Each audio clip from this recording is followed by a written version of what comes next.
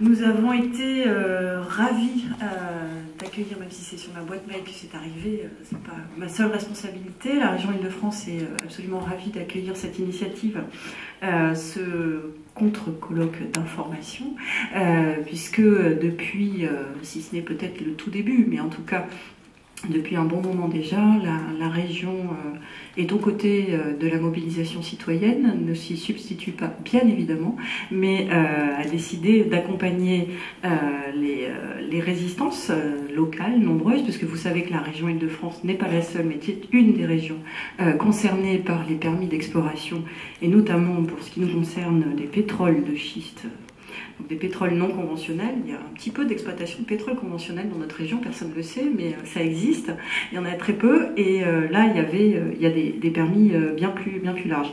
Donc pourquoi est-ce qu'on s'est associé rapidement à la mobilisation? D'abord pour évidemment tous les sujets que vous connaissez par cœur sur les risques et les problématiques en matière d'eau, et plus largement toutes les problématiques de pollution et d'impact potentiel sur la santé. Donc on est en plein dans nos sujets si ce n'est de compétences, du moins d'implication au quotidien. On a des gros soucis de ressources en eau sur notre territoire, et notamment en Seine-et-Marne, là où il y a le gros des surfaces, des permis d'exploration. Donc pour nous, c'était assez naturel que de prendre part à la mobilisation. Évidemment, on était dans cette période-là en pleine élaboration de notre plan climat, donc il y avait un côté un petit peu... pour ne pas dire absurde, mais enfin intéressant de voir que dans le même temps où nous on essayait de mobiliser le territoire pour réduire les consommations d'énergie et développer les énergies renouvelables, on avait de la recherche de combustibles fossiles dans la version peut-être la plus lourde. Donc on s'était évidemment impliqué sur ce sujet, et on travaille aussi en collaboration avec les services de l'État en région, pareil sur les problématiques de changement climatique et de maîtrise de l'énergie, d'énergie renouvelable. Là, on avait comme une petite contradiction dans les perspectives d'évolution de notre territoire. Et puis évidemment, troisième sujet sur lequel on a fortement réagi, et je pense au même titre que les citoyens franciliens, c'est une forme d'indignation, voire de colère sur les méthodes, quand on voit au quotidien comment c'est compliqué d'installer une chaudière bois ou de faire un programme de maîtrise de l'énergie, et comme ça a l'air simple d'obtenir des permis d'exploration à ce stade pour des combustibles fossiles conventionnels ou pas, c'est même pas vraiment la question. On voit quand on travaille sur l'éolien, quand on travaille sur tout ça, il y a vraiment un gros souci de décalage des exigences et des attentes, et qui a participé, en tout cas nous, de notre agacement, pour le dire poliment. Donc aujourd'hui, on est ravis, mais je pense que Jean-Paul complétera mes propos, on est ravis d'accueillir ce contre-colloque. J'ai été particulièrement étonnée, alors je ne sais pas si in fine la ministre y est allée ou pas, puisqu'il y avait des doutes, et comme j'y étais pas, je ne sais pas, mais le fait d'avoir affiché comme ça comment contourner une interdiction, c'est quand même fort de café, organisé par un parlementaire en présence d'un ministre. Enfin, ça a le mérite de la clarté et d'être franc et direct, mais c'est quand même quelque chose qui, j'imagine, si nous on prenait des délibérations intitulées comment contourner une réglementation, qu'au contrôle de légalité par le préfet de la région Île-de-France, on aurait un problème. Donc effectivement, le député Gonod est fidèle à ses convictions depuis le début, puisqu'il a qualifié la loi que nous avons trouvée particulièrement insuffisante. Lui, il a trouvé déjà un monstre juridique d'après ses déclarations, donc il est fidèle à sa conviction, donc d'une certaine façon ça l'honore, mais je pense que les collectifs ont très bien fait de préparer la riposte, et on est ravis de l'accueillir. Voilà.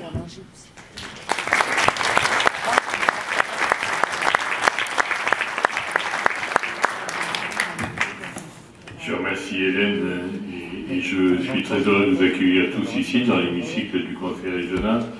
Je salue bien sûr les conseillers régionaux qui sont présents. J'ai aperçu bien sûr des élus verts avec autour de Jacques Picard et aussi Francine Babet, Hélène Gassin. J'ai aperçu Guillaume Ballas qui est le président du groupe socialiste ici. Je crois que c'est bien que le contre-colloque se tienne ici. puisque nous avons été partie prenante de cette bataille. Modestement, à notre place, au fond, à quoi peut servir une grande collectivité, une grande institution, si ce n'est justement qu'à apporter un soutien à la fois logistique, moral, matériel, parfois juridique, aux batailles qui se mènent en faveur du développement durable de l'environnement. On m'a demandé de faire très court, donc je vais faire très court, voilà. Et je pense que c'est mieux comme ça. Vous avez d'autres choses plus importantes à dire ensuite. Ce qui est bien, c'est que nous savons que face aux défis climatiques, et n'oubliez pas que cette année, au mois de juin, va se tenir Rio +20, donc un moment également important au plan mondial, nous savons qu'il faut repenser en profondeur notre modèle de développement. Même si c'est compliqué, même si ça exige de sortir des habitudes et des routines, nous savons aussi qu'il faut bien repenser la définition que nous devons donner à l'indépendance énergétique, non seulement du pays, mais aussi de la région. Puisque pour justifier ces fameux permis plus que discutables, très contestables, on nous parle souvent de l'indépendance énergétique de l'Île-de-France pour justifier ces fameux permis. Or, l'indépendance énergétique en Île-de-France comme en France viendra plutôt d'une action résolue des pouvoirs publics pour l'efficacité énergétique des bâtiments. C'est ce que fait Hélène dans la délibération qu'elle a fait adopter par la région, par le Conseil régional récemment, en ce qui concerne la lutte contre la précarité énergétique et l'efficacité énergétique des bâtiments. C'est le sens de la société d'économie mixte énergie positive que nous allons maintenant mettre en place avec l'aide de grands partenaires comme la Caisse des dépôts, la ville de Paris, les départements, et qui se concentrera d'abord sur l'efficacité énergétique et ensuite et en même temps d'ailleurs sur les énergies renouvelables. Donc c'est là qu'on construit l'indépendance énergétique. Ça viendra aussi du soutien à toutes les expériences et à tous les développements des énergies renouvelables. Et on voit bien que c'est assez difficile puisqu'il y a plusieurs sociétés qui se trouvent en situation de grande difficulté dans ce domaine actuellement.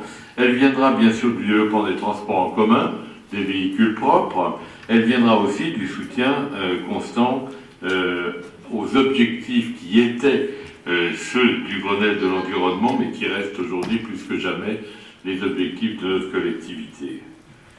L'indépendance énergétique ne peut en aucun cas venir de l'exploration du gaz de l'huile de schiste dans le sous-sol francilien. Cette exploitation, nous le disons, nous, avec Hélène, avec force, avec l'ensemble de la majorité régionale, nous y sommes fermement opposés. Elle répondrait à une vision de court terme et aux appétits de profit rapide de quelques entreprises qui, en effet, n'hésitent pas à expliquer comment contourner la loi, ce qui est quand même assez stupéfiant. Si un ministre et les parlementaires peuvent recommander de contourner la loi, nous n'y avons à cela, évidemment, aucune vocation ni aucun droit, mais sans doute c'est parce que nous sommes une toute petite collectivité extrêmement modeste. La région Île-de-France, 11 millions d'habitants.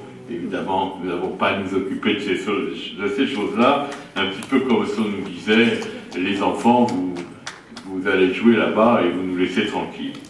Du point de vue de l'environnement, ça serait, on le sait, une catastrophe irréversible.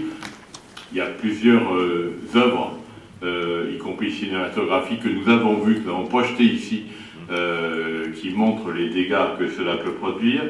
Du point de vue des ressources énergétiques, on sait que c'est vraiment reculer pour mieux sauter. Nous avons, avec le Conseil général de Seine-et-Marne et l'Association de défense de l'environnement ADEPAD, déposé conjointement un référé au tribunal administratif de Melun pour faire suspendre l'arrêté préfectoral du 12 octobre 2010 qui donnait acte à la société Toréador de cette déclaration de forage à Douai. Et nous sommes rendus avec Hélène à Douai pour accompagner les opposants au projet. Nous avons aussi demandé au préfet, qui était la moindre des choses, la communication de l'ensemble des informations en sa possession sur les fameux permis, ainsi que la tenue d'un débat public sur le sujet.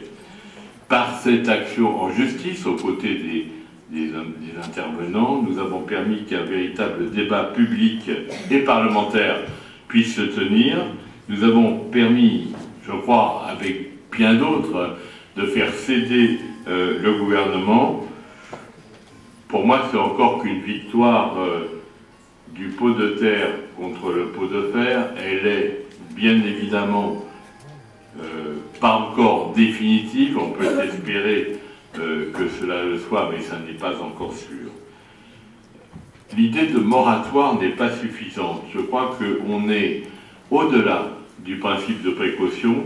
Il faut abroger les permis déjà accordés et donner une assise scientifique à notre combat. C'est pour cela que nous avons proposé à notre conseil scientifique régional, qui est formé des plus hautes autorités dans chacun des domaines concernés, un rapport sur les risques à moyen et à long terme de l'exploration et de l'exploitation des gaz et huiles de schiste sur notre territoire.